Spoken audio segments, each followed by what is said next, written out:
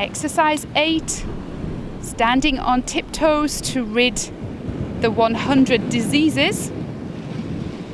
So just standing nice and tall now, knees straight, chest thrust out, length in the back of the neck, and standing on your tiptoes. Coming up, pushing the palms down, and as you drop down onto the heels, vibrating down through the spine and clenching your teeth at the same time.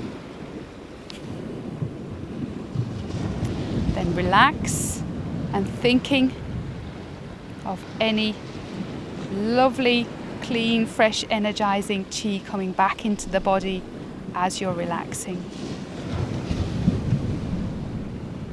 And again, straightening the knees, coming up, breathe in, and breathing out as you drop down.